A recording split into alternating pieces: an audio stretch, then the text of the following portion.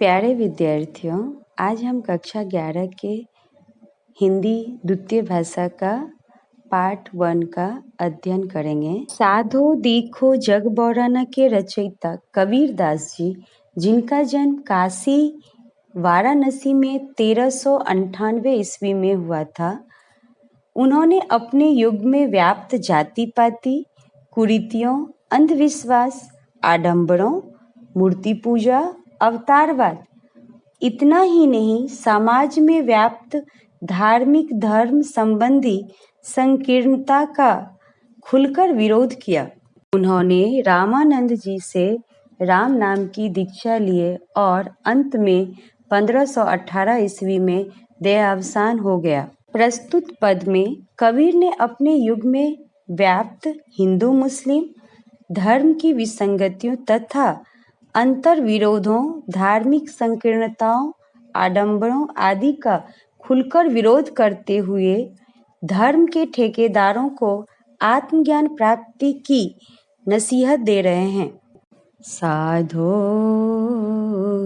साधो देखो जग बौराना, साच कहो तो मारन धावे, झूठे जगपतिया ना, हिंदू कहते हैं राम हमारा, मुसलमान रहमाना, आपस में दो लड़े मरतु हैं, मरम कोई नहीं जाना। साधो साधो देखो जग बौराना, बहुत मिले मोही नेमी धर्मी, प्रात करे स्नाना, आत्म छोड़ी पशाने पूजे, तिनका थोथा ज्ञाना, तिनका थोथा ज्ञाना, आसन मारी डिंब धरी बैठे, मन में बहुत गुमाना, पीपर पाथर पूजन लागे, तीरथ व्रत भुलाना, साधो साधो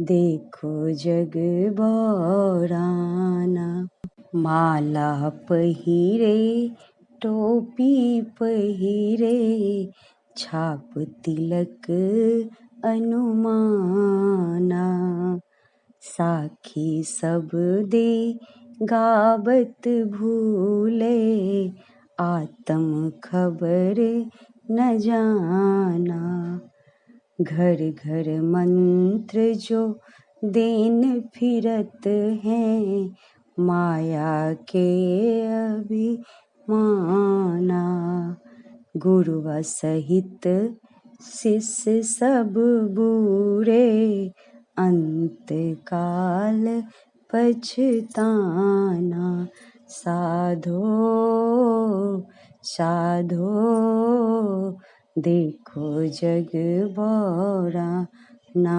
बहुतक देखे पिए औलिया, पढ़े किताब कुराना, करे मुरीद कब्र बतलावे, उन्हु खुदा न जाना, हिंदू की दया मेहर तुर्कन की, दोनों घर से भागी, वह करे जीवह वा झटका मारे, आग दो घर लागी, या विधि हंसत चलत हैं हमको, आप कहावे सयाना,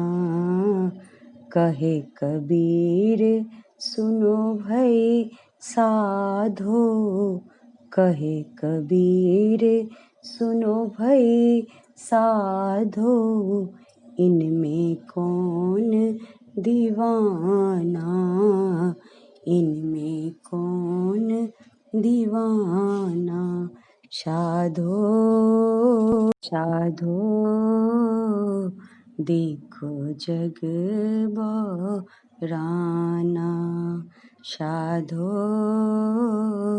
देखो जग बराना। कबीर जी के पद का गान पूरा हुआ।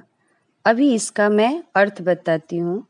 पहले पद में कबीर जी साधकों को संबोधित करते हुए कहते हैं कि साधकों, संसार को देखो कैसे पागलों की तरह जी रहे हैं। अगर मैं सत्य कहता हूँ तो वे राजी नहीं होते, और जो लोग झूठ कहते हैं उस पर भरोसा करते हैं। दूसरे पद में कबीर जी कहते हैं कि हिंदू राम को मानते हैं, मुसलमान रहीम यानी अल्लाह को मानते हैं। परमात्मा के नाम पर दोनों में लड़ाई होती है, लेकिन अध्यात्म को कोई नहीं जानता। तीसरे पद में कबीर जी कहते हैं कि बहुत से लोग व्रत नियम पर रुके हुए हैं, सुबह सुबह गंगा स्नान करते हैं, लेकिन अपने अंदर आत्मा में ईश्वर विराजमान है उनको नहीं देखते, और मंदिरों में देवी देवता की पूजा करने जाते हैं।